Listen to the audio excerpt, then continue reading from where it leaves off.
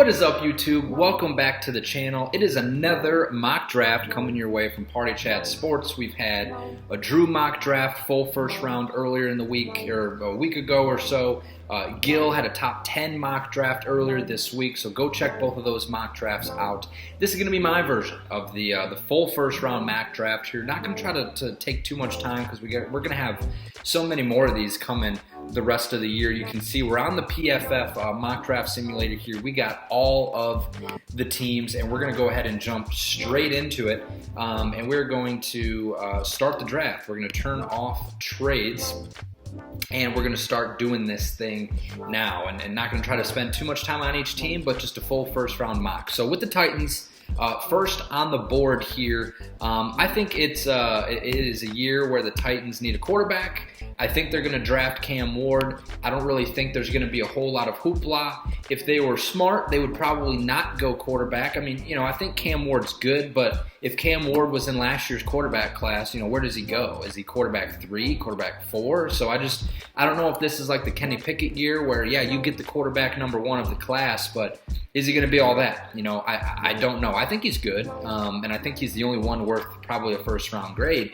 But we'll go ahead and we'll move on with them. But Cam Ward going to Tennessee first overall. Cleveland on the board, number 2, and I think this is going to be pretty stock. I think they're going to pick the best player in this draft, unfortunately. By trading away Myles Garrett, they're instantly going to try to fill that void with a star edge rusher. It's going to be Abdul Carter, trying to get the next Micah Parsons, versatile guy. I think Abdul Carter is just a fantastic pick here for that team. And especially if they do trade Myles Garrett, even if they keep Myles Garrett, I think Abdul Carter is a great pick for them, even though I would hate to see it as a Steelers fan. But you know how I like to be. I like to be reserved and keep my choices focused here for these players. With the Giants on the board, this is where really I think the draft starts, because I think things can really start to get crazy here. Looking at their team needs, I think Shedeur Sanders makes a lot of sense. But I just don't know that the Giants are going to want to go this direction, because I think they may go a veteran route in free agency, and I think they're sleepers for Russell Wilson. And so for that reason, I think they're going to go Travis Hunter here at pick number 3 in my mock draft. That fills a need for them and potential two-way player there. I don't know how they would end up using him. He's going to be a DB mainly. But we will see. We will go from there. Going down now to the Patriots on the board here at number 4, and I think a very solid pick for them would be Tet McMillan.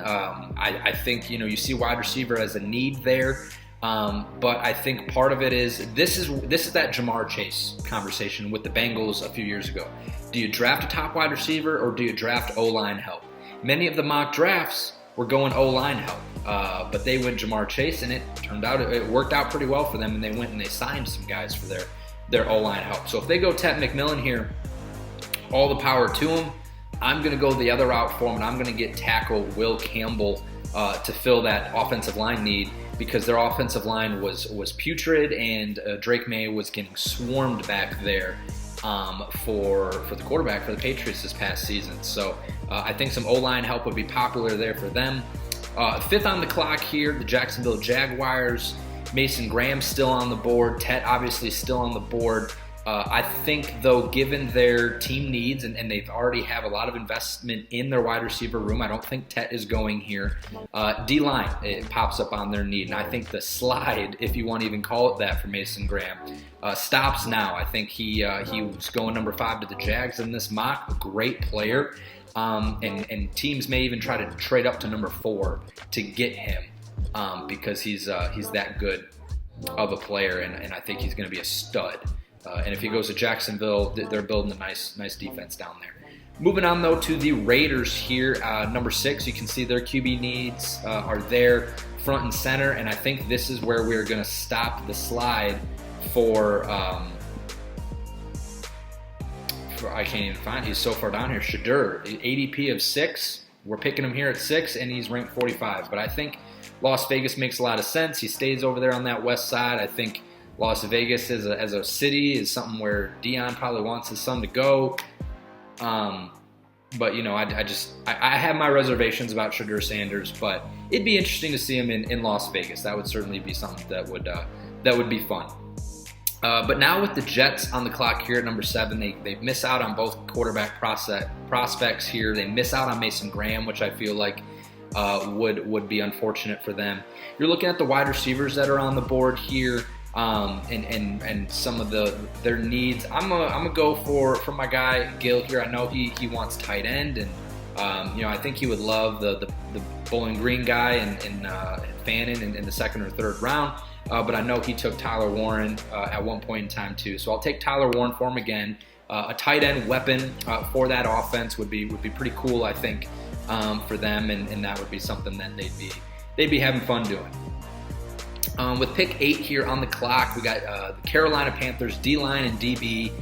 So I'm instantly starting to look at Mike Green, Marshall. He's over there in that area. James Pierce, Tennessee. Jahdae Barron, I don't know much about him, but he's a highly ranked corner here. Maybe with that ADP, 8 is a little high for them right now. Will Johnson, I think, would make a lot of sense here. And so that's actually the way I'm going to go is Will Johnson here at pick 8. Corner, a big need for them. They could have also easily gone D-line with Kenneth Grant here, but that is not the direction I take them on this one. Saints, top need wide receiver, and I think this is where we're going to stop the Tet McMillan slide, sending him down to New Orleans, pairing them up with Olave if Olave ever gets on the field. But Drake London comp for Tet is very popular, and he also goes to the NFC South. So we're going to stop the slide here. Sorry, Drew, he didn't make it down there to you at pick 12. But given where I've gone from here, you could have made the argument that he goes earlier, well, definitely, but just how things kind of work out. I guess he slides down to number 9, but it'll be interesting to see. But pick 10, Bears on the board. I think this is where you start to get in Ashton Jeanty range, along with some lineman needs there being shown. And I just don't think now is the time for Jeanty quite yet. Being that they have DeAndre Swift, that would be a really nice and fun 1-2 punch. And I even think Drew did this in his mock. But I'm gonna go a different route here. Being that they need some edge, I'll go down to the edge area, and I think James Pierce would be a good pick here. He's got off the field issues. I don't think there's any question about that. But we're not going to factor any of that in right now. So James Pierce Jr., highly rated guy going to Chicago. It's going to take somebody to love him. I mean, he's got off the field issues, so it's going to take somebody that's going to love that guy for him to be picked. For San Francisco, I really don't know what direction to roll here. They have guard and tackle and D-line as their needs.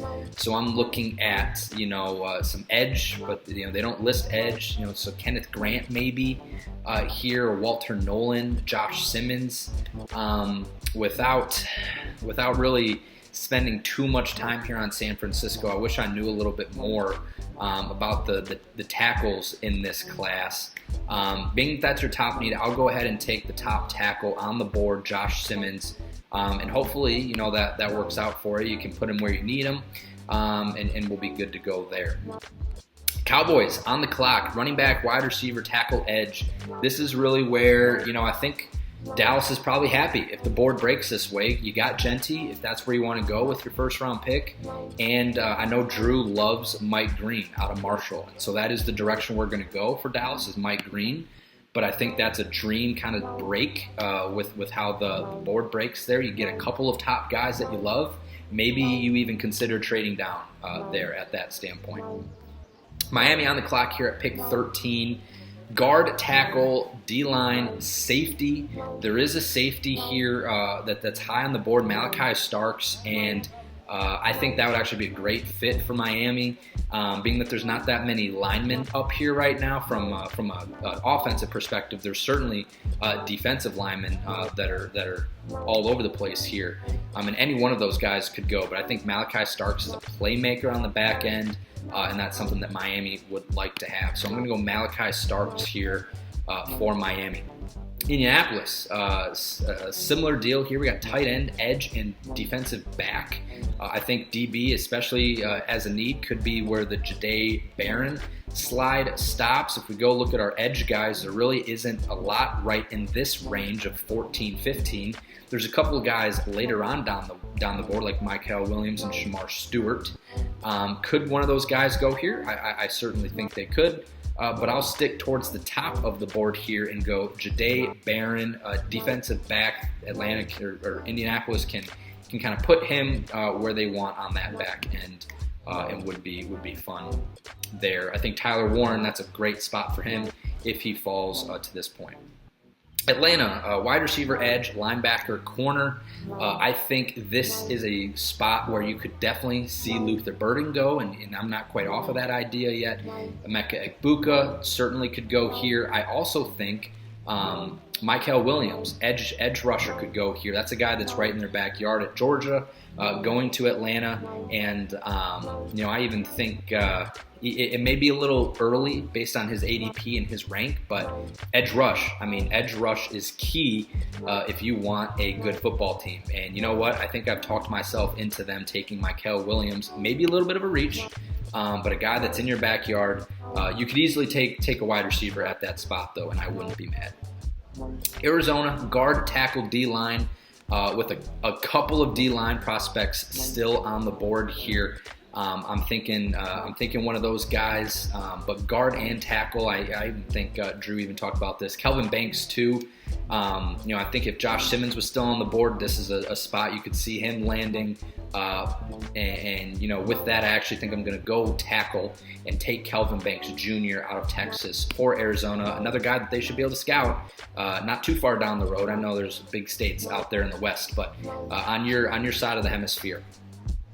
Bengals on the clock here, and this is scary for me because I think this is something where they could very easily go wide receiver here with Luther Burden on the board, with Emeka Egbuka on the board, and it's listed as a need, but I don't think it's going to be a need. They're going to give Chase a lot of money. They're going to give T. Higgins a lot of money. They have a young wide receiver, Jermaine Burton, that they play quite a lot, although he's had issues, and he may not even be on the team anymore. He was having so many issues, but nonetheless, you got your top two guys. I think you can't ignore going defense and especially going on to the defensive line. So it's kind of pick your flavor between Kenneth Grant, Walter Nolan, Derek Harmon. I mean, each of those guys have different quirks about them, but I think Kenneth Grant to plug some holes here and get that D-line shored up, I think is a perfectly fine pick for the Bengals to get that defense in some better territory. Seattle, center, guard, edge, linebacker. I'm not going to pretend to know a whole lot about what Seattle's true needs are. Looking at those ideas, though, and looking at what's on the board, I'm definitely looking at Walter Nolan. I'm looking at Jahad Campbell. Off-ball linebacker isn't the most valued position, but some guys tend to get picked high and in the middle rounds. So we saw it with the Jack Campbell a few years ago. And so I think adding to the defensive side of the ball for them definitely makes sense. And I'll stop the Jahad Campbell slide, if it even is one, with an ADP of 37.5. He's not even considered a first rounder. But with a rank of 12, I'm all about best player available, picking good players when you can. Jahad Campbell is that, and we'll get him on the field here for Seattle. On the clock here for the Buccaneers, I think, with edge, linebacker, DB listed, obviously this is looking at like a defensive need is what they're looking for. And so looking at what's available on the board, still Genty, still a couple of wide receivers, a couple of D linemen starting to fall, and we're starting to get towards that second half of the first round tier here. And with a lot of defenders that look to be needed, I'm looking at edge Shamar Stewart. I think, again, could be a reach, but I always think edge goes a little bit quicker than what is being shown, what mock drafts come in as. So Shamar Stewart, a fun prospect, big guy, but also has power. Let's see what goes on there. Denver, pick 20 here with two wide receivers still on the board. That is immediately where my eyes are going. Getting Bo Nix another weapon. And it remains to be seen what they're going to do with Courtland Sutton. Are they going to pay him? Are they going to trade him? Why is he even be talking about being traded? If I'm Denver, I'm keeping Courtland Sutton. why would you get rid of your young quarterback's top target? And they had a couple of young guys there, but I don't think you can't not add to the room. And again, it's pick your flavor. Do you want the shifty inside guy with Luther Burden, who can still play outside, no doubt about it? Or do you want that bigger receiver who can block, just all-around good player in Egbuka? I'm going to go Luther Burden here for Denver. I think they would be so happy if he's still on the board in this range, and they would run that card up for Denver. Pittsburgh on the board here. Interesting break. I think you have a couple of top ideas here. Genty's still on the board, Walter Nolan, Egbuka, Derek Harmon. I think if any one of those four guys falls to you, you're looking pretty happy. But I'm not going first-round running back, especially after we just had that experiment with Najee. Genty is in a completely different world than Najee is coming out of the draft, I think, just with the pure explosiveness and how important that is. But I'm not going first-round running back with how loaded this running back class is personally for the Steelers. I'm sure Ashton Genty will go somewhere here today, but I'm steering clear of that. I would love Emeka Egbuka, but if you want to hear all about the Steelers offseason, go watch my video from a week or two ago, going through the whole offseason and some of the reasons why I would pick certain players. And in that, you will see I picked Derek Harmon out of Oregon, and I'm going to do it again. I just think he is such an awesome defensive lineman, and it would just be great if he fell to that spot. Now with the Chargers on the clock, you see their top need as running back. They also need wide receiver, tight end, and edge. I think this is a great spot where Egbuka could fall. But being that Genty is still on the board, and I think with the Chargers not really returning any running backs, J.K. Dobbins a free agent, I don't think they'd be able to pass up the opportunity to take him here and just insert him into that Justin Herbert offense. That would be so fun to watch. I'm going to do that because Genty on the Chargers with Herbert and what they have with their passing game, and it would just be, that would be fun. That would be a really fun pick. I wouldn't want to see it as an AFC team fan, if that team makes it to the playoffs, they'd be dangerous, but it's fun. So that's what we're doing there. Packers on the clock here. They need wide receiver, edge, corner. I saw some discourse there that Jair Alexander may want out. So that's certainly something to keep an eye on, but all my top corners are off the board, so I just don't think that's something that you can go after. Wide receiver, though, is listed as one of their top needs, and I think if you're the Packers sitting here at 23, you're so happy to see Egbuka still on the board. I think the board just falls, and you're like, wow, he's still there, let's do it. And so I think they would take that, add him to their wide receiver room, another weapon for Jordan Love, and that would just be something else there. Cam, the Vikings now on the clock, running back, guard, D-line, corner. I think they would be kind of sad to see Genty not make it 2 more picks to them. That would be a really fun idea. I think Cam would enjoy. But I just don't know that Genty falls that far. Looking at D-line, though, I know Cam loves the D-lineman Tyleik Williams, but just given his rank in ADP, I just don't think you can justify taking him now, and you're not quite happy with Grant falling all the way to you. You got taken a little early. So I think you still go D-line, and you still go with a promising prospect in Walter Nolan. And you're just happy to get one of the top D-line prospects that's here, and be happy with that. Houston, pick 25 on the clock here. Just trying to keep good on time. I think wide receiver is one of your top needs. Matthew Golden sitting here at the top of this first round, and a couple injuries in that room. I think wide receiver is a great spot, and I think Matthew Golden is landing in a great spot with the talent they have at quarterback. And I think C.J. Stroud, he had a down year, but I think he's going to bounce back and he's going to be fine. Pick 26, the Rams. You see their needs: tight end, tackle, linebacker, corner being one of them. With tackle being there and a top tackle still on the board, I'm just going to take the tackle out of Missouri here. I'm not even going to try to say his name, but I'm picking a top tackle for a need. Sorry, Rams fans, if it's not as exciting as you were wishing, but that's where we're going to go. Ravens on the clock here, wide receiver, tackle, edge, corner. Really interesting, I think, with how this all plays out. With that defense, they were so questionable earlier in the year, and then they fell off. But the one thing that they really struggled at, I think, early in the year was having a competent offensive line. They really had some hard injuries, and later in the year, that offensive line started to come together. But I think, if you have an opportunity to take a top offensive line for the Ravens. I think that's somewhere they're probably heading. So I'm going to take Gray Zabel out of North Dakota State. Not underclassmen. What's the word I'm trying to think of for smaller schools? You know where I'm going. But typical Ravens pick. Just blue collar underclassmen, not underclassmen, but typical Ravens pick. It just feels right. Lions on the board here at 28. You got to go defense with how beat up they were. So I guess take your pick from Jalen Walker, Trey Amos, Nick Scourton, Darius Alexander. Pick any of them. I think they were kind of weaker more on the back end though. So if you want to go second level or the DBs, that's fine. I'll take Jalen Walker here. He can play off ball. He can be a pass rusher. And I think that's a guy that the Lions would probably like, being that position flexibility, similar to a Brian Branch they took a few years ago there. Washington on the clock here, wide receiver, tackle, edge, corner. Looking at the options here, I'm not in love with a lot of them. I think, though, running back could be on the table. I don't know the future of Austin Eckler and Brian Robinson getting a little bit older. Maybe Omarion Hampton is an option there to get another weapon there for you. I don't love the lack of wide receivers on the board here. It's just not something that really, I think, answers any of their questions.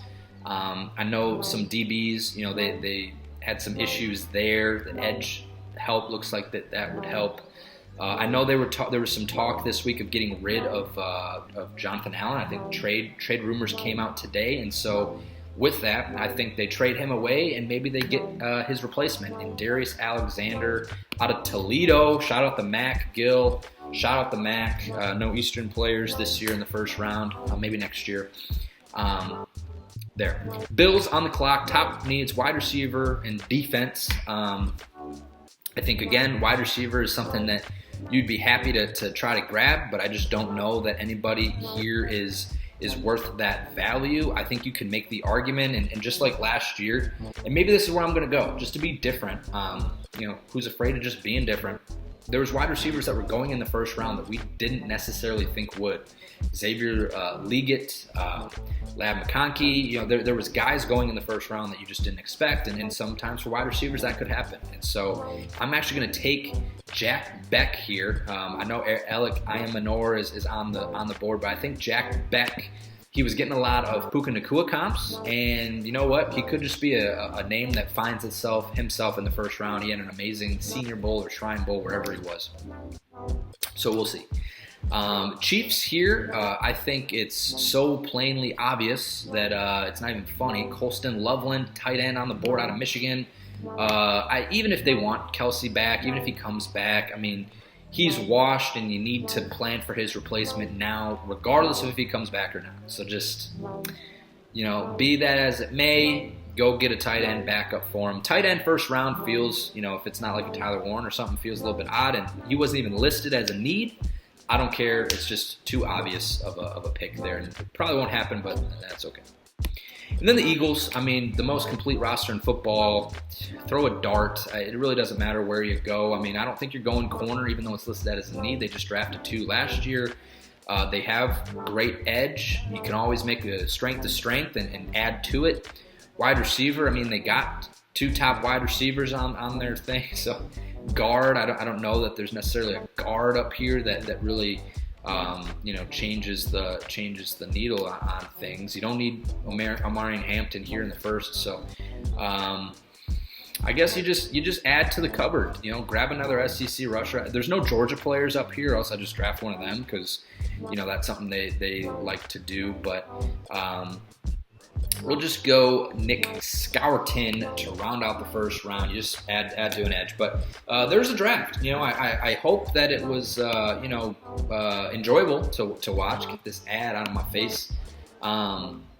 I hope it was enjoyable to watch, and I hope it's something that gave you a little bit of insight. If you enjoyed it, be sure to drop a like on the video and subscribe for more. There will be plenty more mock drafts where that came from, and you can take a look at my full mock draft here in the background. Of course, it's not going to fit, but nonetheless, here we are. So comment down below what you liked or did not like or didn't agree with, what you would have done instead of me, and I'll respond and say something, to that. So again, if you liked it, please subscribe and stay tuned for more Party Chat Sports content coming your way in the coming weeks.